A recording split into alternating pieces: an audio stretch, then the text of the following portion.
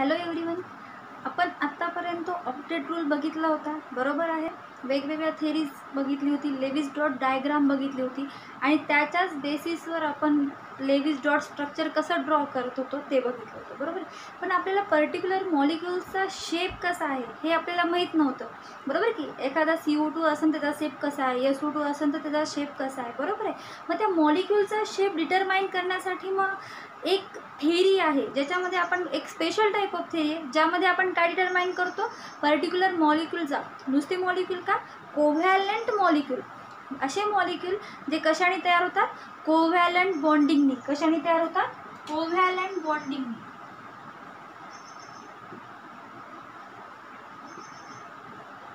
Molecule, okay. म्हणजे असे molecules जे कोव्हॅलंट बॉन्डच्या शेअरिंग म्हणजे शेअरिंग ऑफ इलेक्ट्रॉननी जे काही मॉलिक्युल तयार होणार आहेत त्याला आपण काय म्हणतो, कोव्हॅलंट बॉन्डिंग मॉलिक्युल, बरोबर आहे. त्या मॉलिक्युलचा शेप डिटरमाइन करण्यासाठी, त्या मॉलिक्युलचा स्ट्रक्चर डिटरमाइन करण्यासाठी आपण कोणती थेरी स्टडी करणार आहोत आता, valence shell electron pair repulsion theory. त्याला काय म्हणतो आपण, VSEPR थेरी. आलं लक्षात, काय म्हणतो, valence shell electron pair repulsion theory, ज्यामध्ये आपण काय डिटरमाइन करतो, कोव्हॅलंट बॉन्डिंग मॉलिक्युलचा शेप, बरोबर आहे. आणि आपल्याला माहिती, प्रत्येक मॉलिक्युलचा शेप माहीत असणं जास्त गरजेचं आहे का, कारण की त्याच्या शेपवरूनच त्याच्या खूप साऱ्या अशा प्रॉपर्टी आहेत की जे आपल्या लक्षात येत असतात, बरोबर आहे. कशावरून, त्या मॉलिक्युलचा शेपवरून. मग पर्टिक्युलर मॉलिक्युलचा शेप कसा असतो त्यासाठी आपल्याला कोणत्या थेरीचा अभ्यास करायचा आहे, या valence shell electron repulsion theory which is proposed by Sidgwick and Powell. आणि जी कोणी कॉइन केलेली आहे किंवा कोणी प्रपोज केलेली आहे, कोणी डिस्कवर केलेली आहे, सिडविक अँड पोवेल. आलं लक्षात. काय मग, valence shell electron pair repulsion theory which is proposed by Sidgwick and Powell in which we determine the covalent bonding molecules structure and shape. Covalent bonding मॉलिक्युलचा स्ट्रक्चर आणि शेप आपण डिटरमाइन केला, which is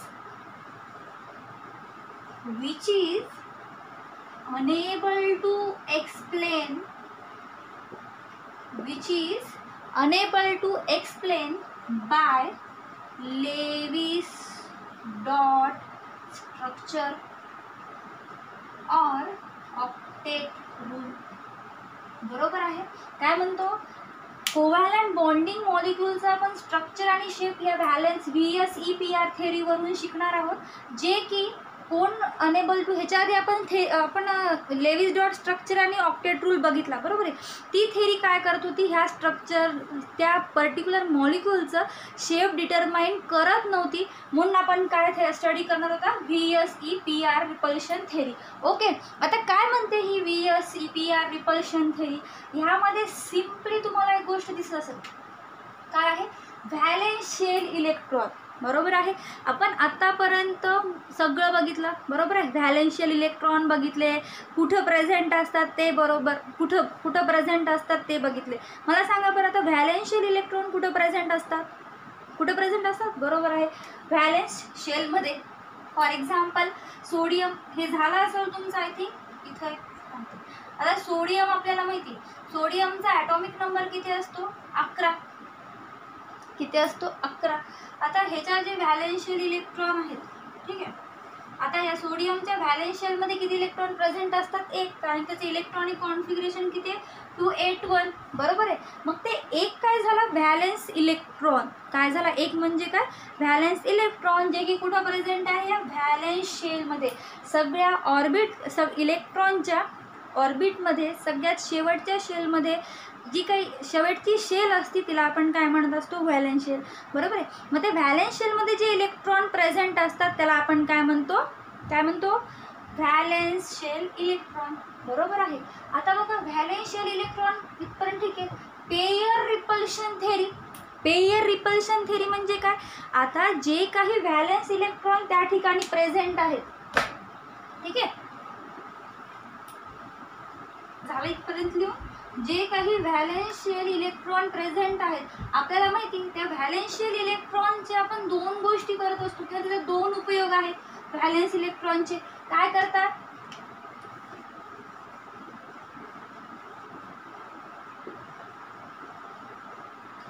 व्हॅलेन्शियल electron bond electron म्हणून work करतं, bond pair electron, किंवा जे काही bonding करत असेल समोरच्या ॲटम सोबत त्याला आपण काय म्हणतो, बॉन्ड पेयर इलेक्ट्रॉन, आणि जे उरलेले आहेत त्याला आपण काय म्हणतो, loan pair electron.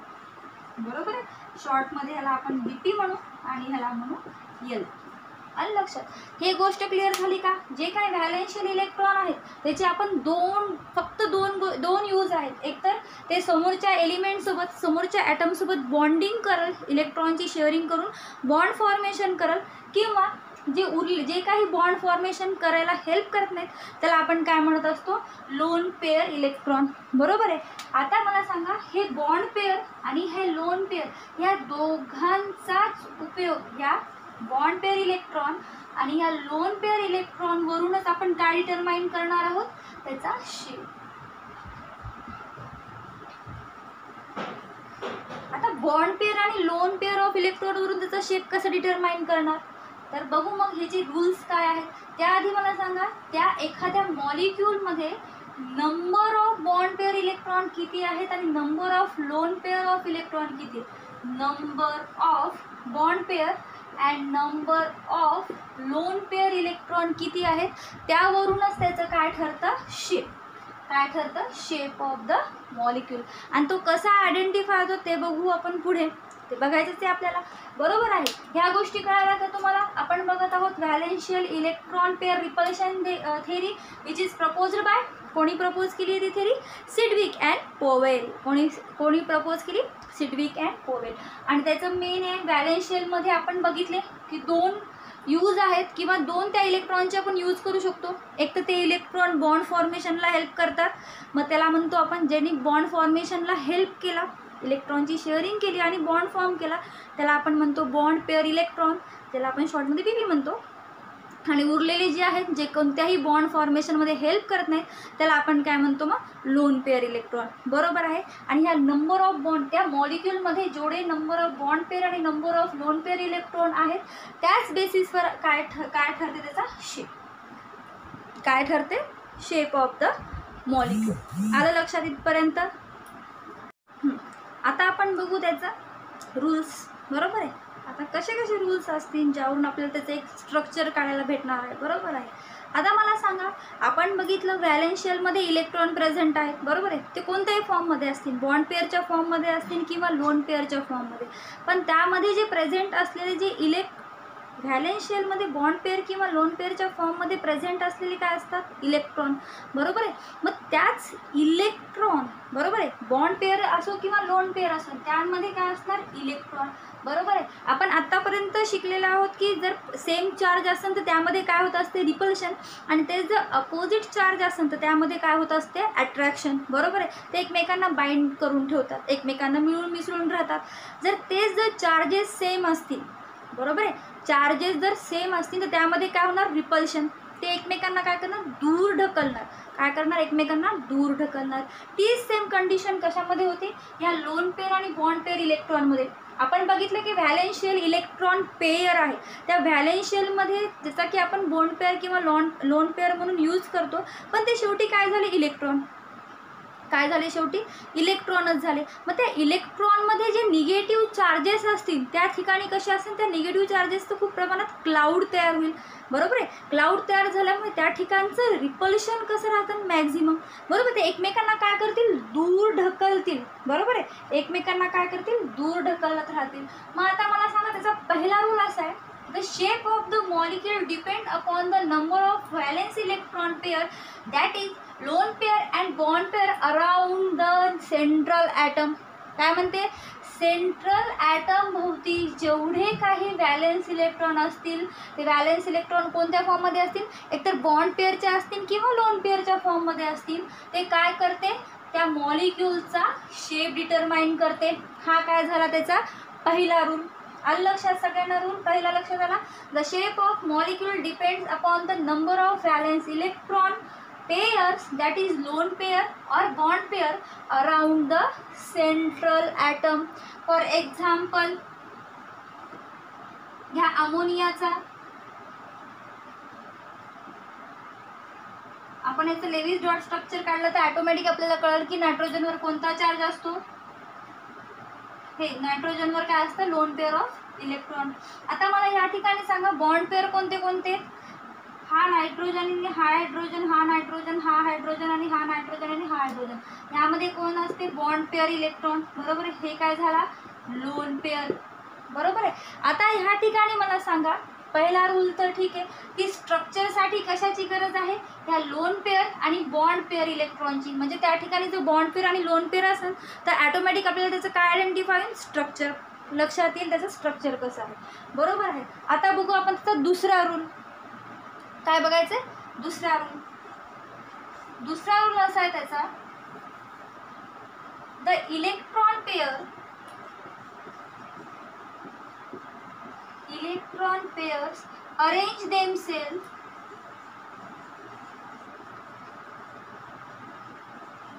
arrange themselves in such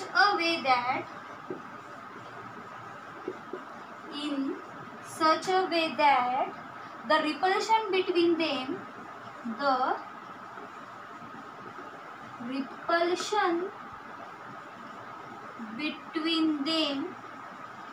is minimum.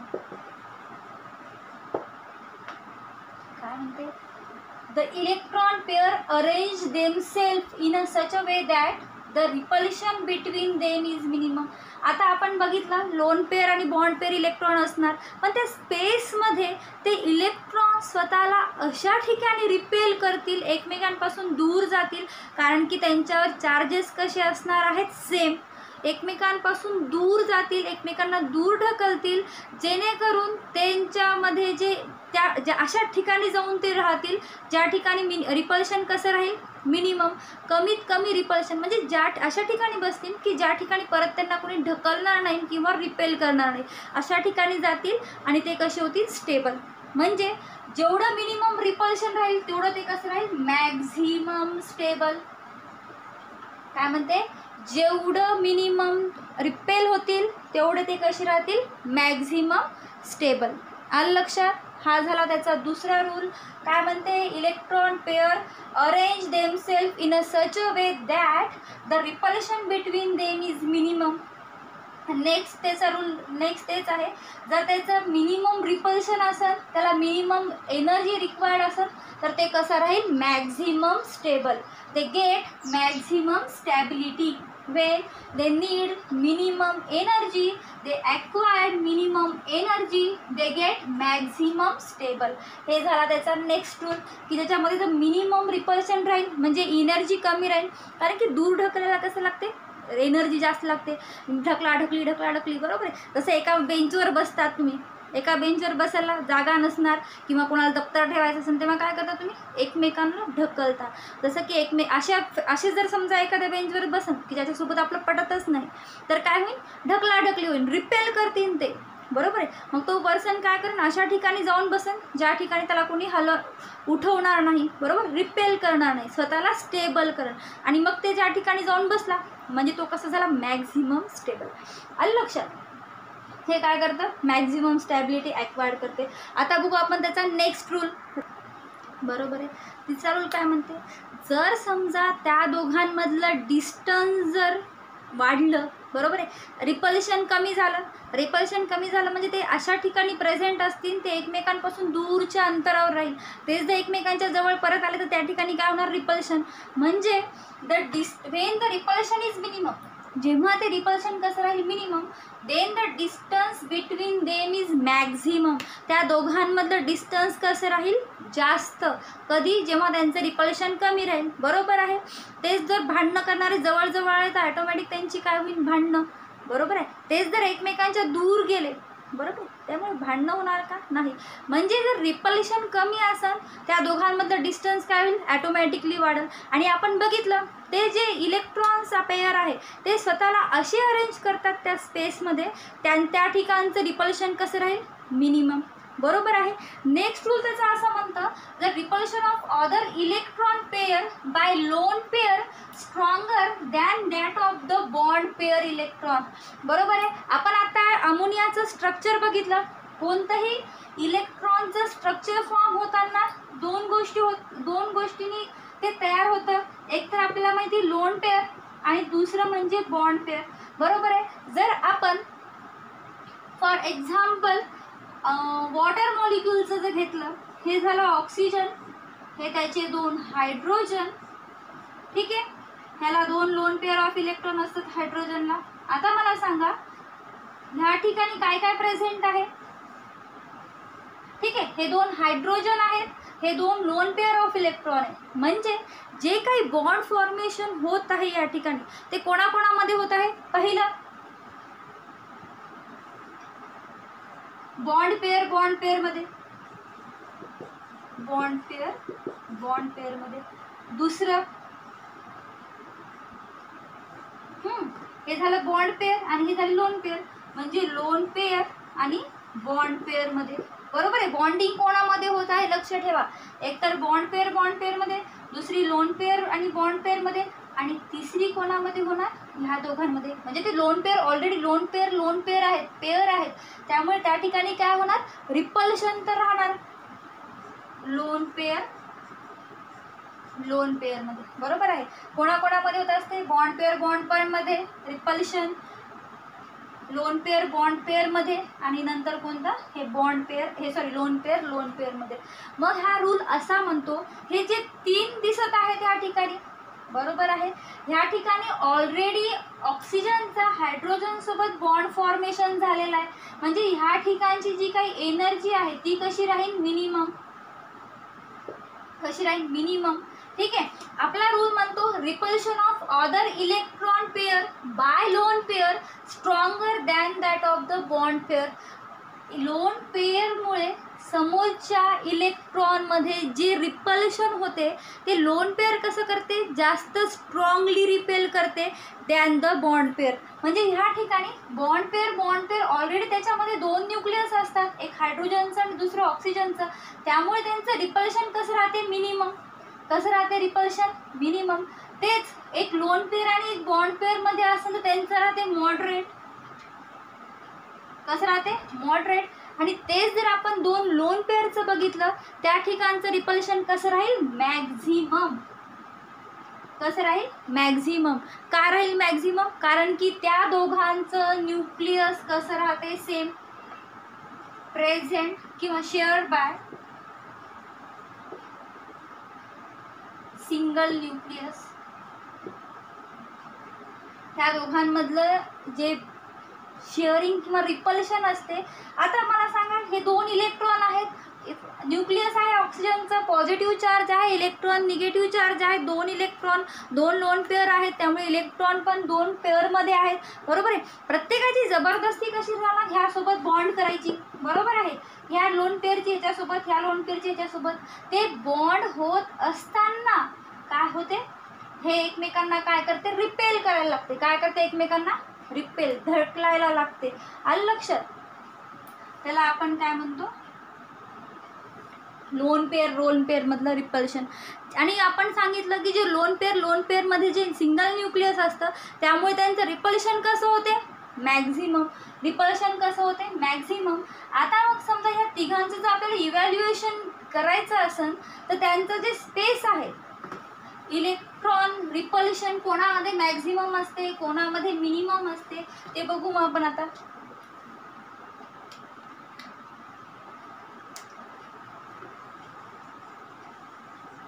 Repulsion between electron pair,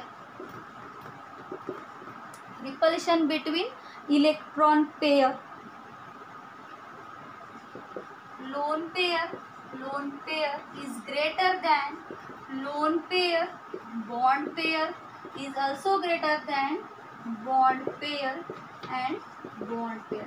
काय म्हणते, ह्या तिघांमध्ये आपण बघितले हे 3 बॉन्ड फॉर्म होतील, एक तर बॉन्ड मध्ये, एक तर लोन पेअर मध्ये, आणि एक लोन पेअर आणि बॉन्ड पेअर मध्ये. तर सगळ्यात मॅक्झिमम रिपल्शन कोणाचं असते, या लोन पेअर आणि लोन पेअर मध्ये. नंतर कोणाचं असते, लोन पेअर मध्ये सगळ्यात मॅक्झिमम. मॉडरेट कोणामध्ये असते, लोन पेअर बॉन्ड पेअर मध्ये. आणि सगळ्यात मिनिमम कोणामध्ये असते, बॉन्ड पेअर आणि बॉन्ड पेअर मध्ये. हे तुम्हाला लक्षात आलं असेल. का असते, कारण की सांगितलेलं आहे. ह्या ठिकाणी जे इलेक्ट्रॉन आहे हे सिंगल न्यूक्लियसवर असते, सिंगल न्यूक्लियसनी शेअर केलेलं आहे, बरोबर आहे. The electron pair is shared the influence of the only one nucleus. काय म्हणते, ह्या लोन पेअरला फक्त एका न्यूक्लियसचा इन्फ्लुएन्स होणार आहे, इन्फ्लुएन्स बाय सिंगल न्यूक्लियस. आणि ह्या ठिकाणी बॉन्ड पेअर मध्ये दोन न्यूक्लियसनी काय होणार, त्याचं इन्फ्लुएन्स होणार आहे. काय म्हणते, in bond pair shared between two nucleus. दोन न्यूक्लियसमध्ये से शेअर झालं, त्यामुळे त्यांना दोन जागा आहेत बॉन्ड फॉर्मेशन करण्यासाठी, बरोबर आहे, दोन बाइंडिंगसाठी. त्यामुळे त्यांचं रिपल्शन त्या ठिकाणचं कसं राहील, मिनिमम. तेच लोन पेअरमध्ये कसं राहील, सगळ्यात जास्त, कारण की ते फक्त सिंगल न्यूक्लियसनी काय झालेलं आहे, इन्फ्लुएन्स झालेला आहे. हा आहे रूल नंबर 3. त्यामुळे लोन पेअर आणि बॉन्ड पेअर हे कशासाठी यूज करतो आपण, लोन पेअर आणि बॉन्ड पेअरचा यूज कशासाठी करणार आहे, टू डिटरमाइन और to show the structure and shape of the covalent bonded molecule. कोणाचा, हे लक्षात ठेवायचं नाही. आयोनिक बॉन्डचा इथं काही संबंध नाही. आपण हा रूल्स फक्त कशासाठी केलेला आहे, जे की कोव्हॅलेंट बॉन्डमुळे तयार होणारे मॉलिक्यूल्स आहेत त्यांसाठी हे फक्त थेरीज आहेत, की त्यांचं नेमकं स्ट्रक्चर कसे असतील, त्यांचं बॉन्ड कसं तयार होते, त्यामध्ये बॉन्ड अँगल किती असते, ते की आपण परत बघणारच आहोत. ओके, ठीक आहे. त्याचा नेक्स्ट रूल बघू आता. जसं आपल्याला माहिती की डबल बॉन्ड वेगवेगळे असतात, सिंगल बॉन्ड वेगवेगळे असतात, बरोबर आहे. पण VSEPR थेअरीनुसार जर आपण ही स्टडी केलं तर त्यामध्ये जे काय मल्टिपल बॉन्डेड असतील, मग ते डबल असतील किंवा ट्रिपल बॉन्डेड इलेक्ट्रॉन असतील, ते काय म्हणून ॲक्ट करतात, फक्त सिंगल बॉन्ड म्हणूनच. त्या दोघांमध्ये त्या बॉन्डवरून त्याच्या शेपवर काहीही फरक पडत नाही. आलं लक्षात. बघा, अ multiple bond is treated as a single electron pair. For example आपण घेऊ, इथं बघितलं आपण ए बघितला, एला डबल बॉन्ड बीनं आणि ह्या साईडला सुद्धा डबल बॉन्ड बीनं अटॅच केलं, आणि दुसरं बघितलं आपण एला सिंगल बॉन्ड बी आणि सिंगल बॉन्ड बीनं अटॅच केलेलं आहे. म्हणजे ह्या दोघांचं जर आपण शेप बघितला, ह्या दोन्ही मॉलिक्यूलचा शेप कसा राहील, सेम. का, कारण की ह्यामध्ये बॉन्डचा काही इश्यूज नाही आहे. आपल्याला काय बघायचं आहे, फक्त bond pair and lone pair electron, बरोबर आहे. ह्या ठिकाणी जे डबल बॉन्ड आहे ते सिंगल बॉन्ड म्हणूनच वर्क करतं, वर्क ॲज अ सेम. काय करते, वर्क ॲज अ सेम. ह्या ठिकाणी ट्रिपल जरी बॉन्ड असला आणि इथं सिंगल जरी असला तरी त्यांचं जे काही वर्किंग आहे बॉन्डच्या रिलेटेड ती कशी राहील, सारखी. हा म्हणतो चौथा रूल VSEPR थेरीचा, the multiple bond is treated as a single electron pair. राहील लक्षात. एक आपण एक्झाम्पल घेऊ अशा याचं. एक CO2,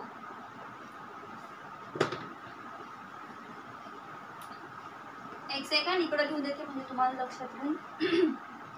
A single B single bond CO2 and दुसरं एक्झाम्पल बघू अशा एखाद्याचं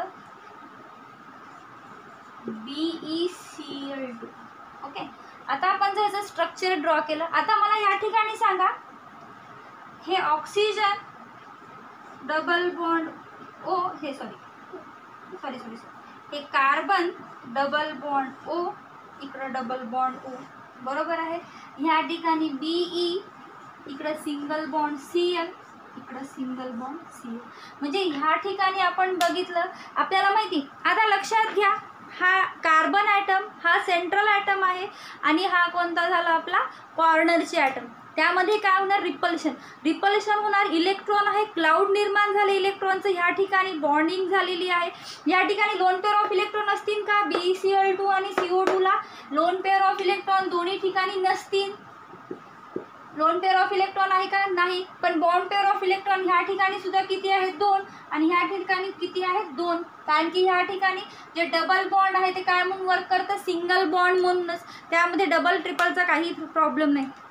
लक्षात घ्या, दोघांमध्ये आहे, इथं आहे रिपल्शन झाले, रिपल्शन